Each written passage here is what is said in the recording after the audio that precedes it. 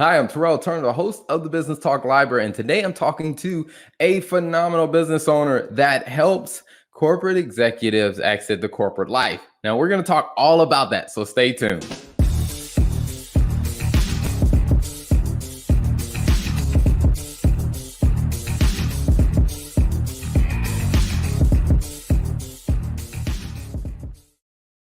Now, welcome back to the Business Talk Library. So let me bring on my amazing guest so we can talk all about this. Brendan, welcome to the show. Hey, pleasure to be here. I'm looking forward to spending some time together. Thanks for having me. Absolutely, absolutely. And I mean, just the fact that you're a Notre Dame alum, it just says something very special about you as well. Everyone who watches knows I got my master's from Notre Dame, so maybe I'm biased, but I think it's true. Hey, man, anything that I can do to spend a little time with a fellow Domer, give back to the Notre Dame community, always time well spent. So again, very, very happy to be here. Awesome. Now, like I said, you and I were talking before I hit record. I really love what you put in your profile on LinkedIn about, helping the corporate executives exit corporate life. And we're going to talk about that. But before we jump into that, tell us a little bit about your background and just kind of how you got into the business that you're in now. Yeah, I'd be happy to. So for the majority of my career, I've been what I call a professional matchmaker, right? It's certainly not something that you hear every day. But, what that means for me is earlier in my career, I worked for a Chicago-based firm, and they specialized in this idea of taking aspiring high school athletes and then matching them with the college program that best fit them, what they wanted to major in, where they qualified to play, that kind of thing. Fun work, for somebody like me. I've got a lifelong passion for sports. I'm a big believer in what it means for young people, and proud to say that in that juncture of my career, as part of their leadership team, I helped that company grow, from a humble, sort of well-intended startup to what is now one of the country's largest third-party athletic recruiting firms. Wow. I think today they staff over 2,500 people. So it was certainly fun to be a part of that ride and be a part of their growth. And, somewhere during that journey, like many people do, I started to get that itch, right? This idea of sort of taking what I've learned and using that to parlay it into doing my own thing. I knew that I had a pretty unique skill set, but I didn't necessarily have that $1 million idea. So, what I settled on is this idea of setting out to explore existing businesses, more specifically franchising. I spent a lot of time doing this. I vetted everything from emergency restoration brands to, hair cutteries, everything in between. And what I eventually came to realize is that, what I was really passionate about, it was right under my nose. It was the due diligence process itself. It's what I'd been doing my entire career, serving as a matchmaker. In this case, I was taking my own personal profile, my skill set, my goals, my vision, for business ownership, and trying to match it to the concepts that best fit what I was trying to do. And Golden Franchise Consulting was born. If you're wondering, the name of my business, it does have that underlying Notre Dame theme. That's I'd be lying if I said that was a total coincidence. But now many years later, I'm still a matchmaker, right? But rather than helping college athletes, matching them to a program that fits them, I now do something similar with aspiring business owners. Nice. I think that's something that's very amazing because, my background is accounting and finance. And so I spend in my own firm a lot of time with, small business owners, or sometimes talking to people who think they want to be a business owner. And one of the things that I find to be very underrated is people doing the due diligence to find out, is this opportunity the right fit, the right match for you? I think you've really hit on something. And sort of one thing that I really encourage the people I work with to think about is, regardless of what business you're going into, regardless of what it is or any external factors, the number one asset to any business is always going to be you, right? The captain of the ship, the engine that makes it all run. So you're best served to take that inside out approach, right? Start with learning everything you can about yourself, and then aim to, find the things that are best going to help, a business grow based on what you do well and what you're trying to accomplish, that kind of thing. Mm-hmm. Now, I guess, do you find, because I mean, this is my hypothesis, so I'm very curious if you've seen this, where I find sometimes that some people look at the numbers and say, well, people in this business are making X amount of dollars, and they just rush in like, this is the business I need to go after. But one of the questions I ask some people is, are you the right fit? Because I think sometimes people get blinded by the dollar signs and they don't really assess it. So, that's very interesting to apply that to franchising, right? If you look at any franchising model, even the world-class ones, right? There's always going to be a big variance in how their franchisees are performing. You're going to have people that are hitting it out of the ballpark, and then you're going to have ones that maybe are barely making ends meet, right? So it lends itself to that question you asked, how can they be working the same business system, and some people are doing great and some aren't, right? And again, I found that it's primarily two things. You're either in a business that doesn't fit your home market, or like you said, you're in a business that just isn't allowing you to take full advantage of your own individual skill set. So regardless of how you slice it, it is really about you. It is really about finding that right match. Mm-hmm. Gotcha. Now, how do you usually help people to, because sometimes when people are thinking about starting a business, I mean, they're excited. I mean, there's a lot of emotions going. Like, how do you usually help them slow down enough to really take, that honest assessment before jumping into something? It's funny. Sometimes in my line of work, you're sort of acting as a psychologist more so than anything else. There's when you're talking about buying a business, there's a lot of emotions in play. You're scared, you're uncertain. A couple things I say is, knowledge is everything. Conducting a thorough due diligence process and learning about the business and having as much knowledge around the decision as you can is the best way to sort of mitigate some of that fear. And then the other thing is, you're only ever going to get 85% there, no matter what. Even if you find that perfect match, there's always going to be that sort of looming element of uncertainty. And at the end of the day, you're going to have to take that leap of faith. And reality is that some people have it and some people don't. It's a kind of process that, if nothing else, you learn a lot about yourself. Mm-hmm. Awesome. I absolutely love that. Now, I definitely want to dive into, like I said, the tagline that you had on your LinkedIn page of, helping executives, exit the corporate life. So where did that one come from, and just kind of how have you seen that play out as you've been leading and building your own business?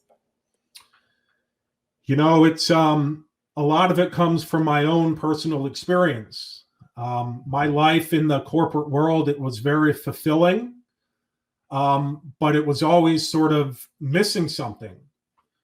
So, the more I can do to help other people sort of realize in themselves what that sort of missing element may be, and then do the right things to go out and try and find it.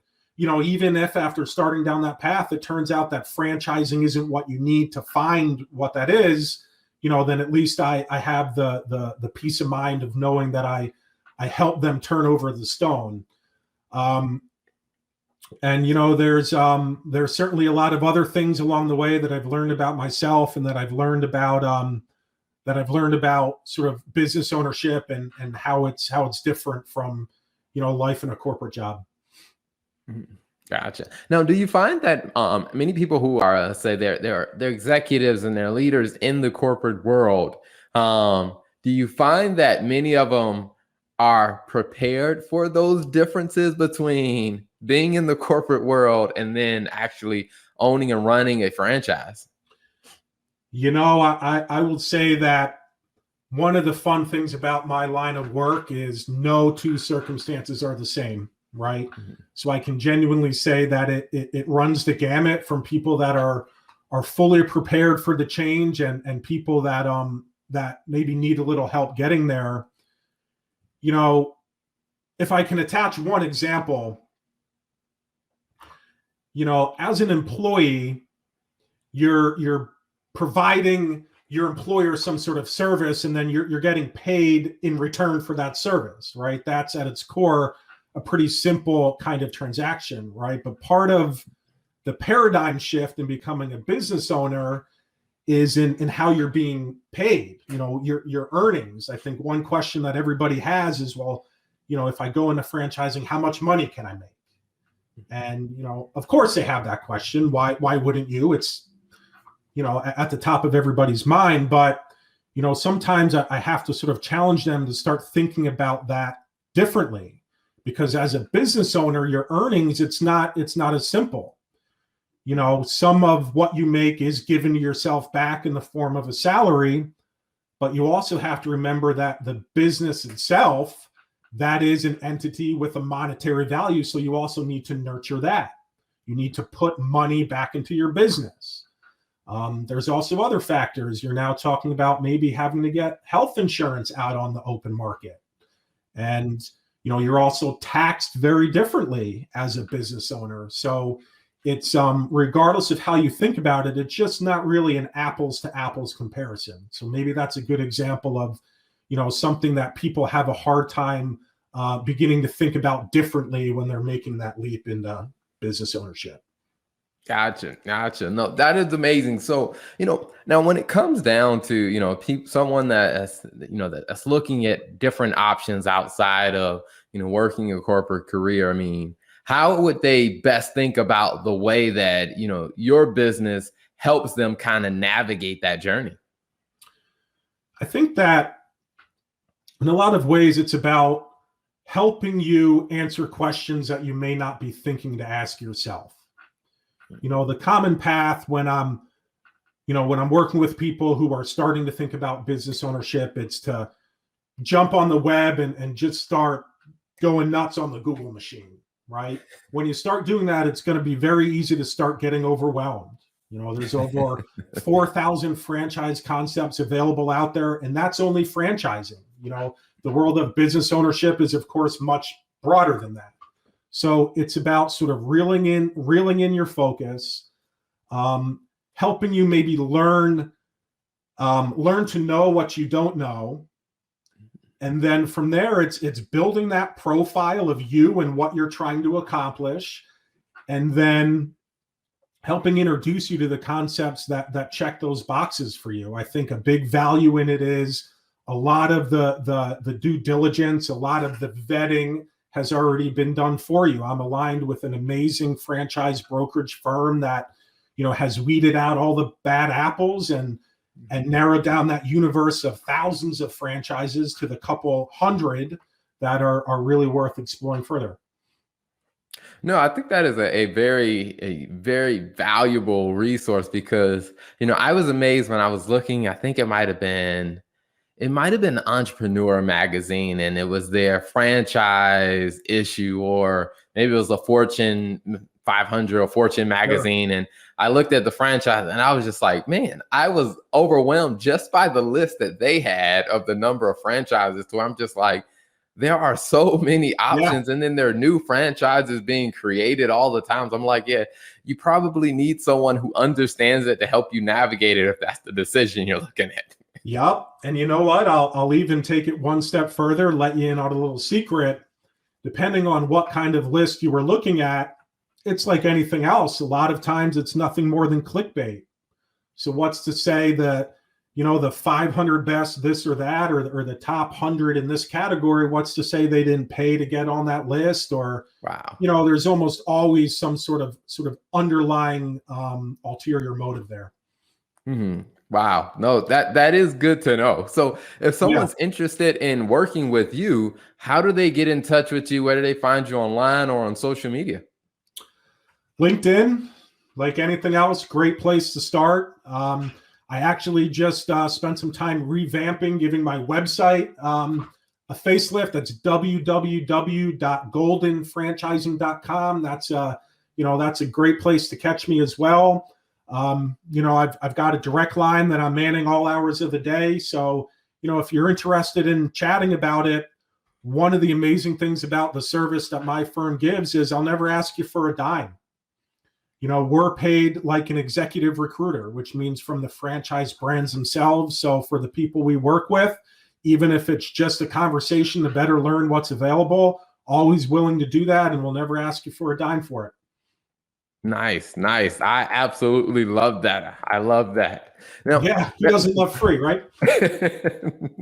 and it's one of those things that I always tell people is when you're working with someone who's, when their incentives are aligned with you winning, it's just like that you're gonna be in a much better because they have That's a right. built-in incentive to make sure, hey, you get the best option available. Sure. You got it. You got it. Absolutely, absolutely. Now, before we wrap up, one of the questions I like to ask every guest that comes on, with your experience, from where you've been, where your business is now, and just, all the exposure that you've had to other business owners, what's two pieces of advice that you would share with other business owners? Good question. Good way to take it down the home stretch. Here's what I'll say.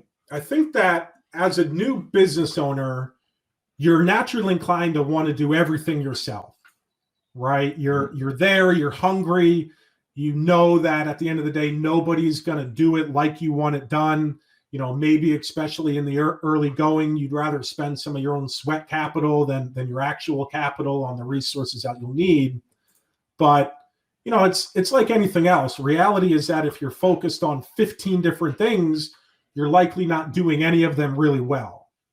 So it's not easy to do, especially somebody like me, and a lot of entrepreneurs would say the same. I'm a control freak, right? So it's not the easiest thing to do, but you do need to learn to let go. Delegating is critical. And if you're like me and you don't have a big staff, then outsourcing is equally critical. It's going to challenge your nerves on a day-to-day basis, but when it comes time to sort of look back on your business and how it's grown, you're really going to thank yourself. Awesome. That's amazing. Yeah. And I guess the other thing I'll say is you've got to be nimble. You're going to start and you're going to have a plan, and you're going to think that this is how it's going to be, and it's not going to be that way. You need to adapt. You need to you need to stay agile. You need to be able to react, and you also always have to be reevaluating, right? You always have to challenge yourself to sort of step away from the day to day. Look at your business as a whole, and don't be afraid to make tweaks, and don't be afraid to do it quickly. Awesome. I absolutely love that advice. And one other thing, because like I said, maybe I'm biased, but I have to ask, when you think about, your Notre Dame experience, how much did that kind of prepare you for the journey that came after you left school? Anyone who knows me, anyone in my kind of inner circle is going to kind of chuckle at that question. It's one that's so, it's teed up for me. The Notre Dame community is something that's been ingrained for me well before I went to school there. I come from a big Notre Dame family. Irish football Saturdays are sacred in my household, that kind of thing. And what I'll say is that it's something you probably hear a lot, but what makes Notre Dame so special is its people, right? The connection that people have to Notre Dame, it really transcends the connection that most other people have with their alma mater. There's just something magical about it, something intangible. I genuinely really do believe that. And, as an extension of that magic, it comes with this idea that, it's people genuinely have a stake in helping each other. So for me, that's meant new clients. That's meant other small business owners in the Notre Dame family that just want to share ideas. It's meant, seasoned corporate folks that are just willing to lend a hand, and, just knowing that we all kind of share that sacred bond. Absolutely awesome. I love it. I love it. Well, before we wrap up, can you mention the website one more time where people can find you? Yeah, it's a mouthful. Maybe in hindsight, I would have made it a little bit shorter, but it's www. There it is, right there. www.goldenfranchising.com. Awesome. And as you can definitely see, there's quite a few places for people to get some information, hear about the services and the free online assessment and the blog. So definitely, Brendan, thank you so much for coming on the show. It's been a pleasure having you. Yeah, the pleasure has been all mine. Thank you so much for having me. Thank you for tuning in to the Business Talk Library. If you like our content, be sure to follow us on social media. And if you want to see more of our exclusive content, you can subscribe and become a member on patreon.com/Business Talk Library.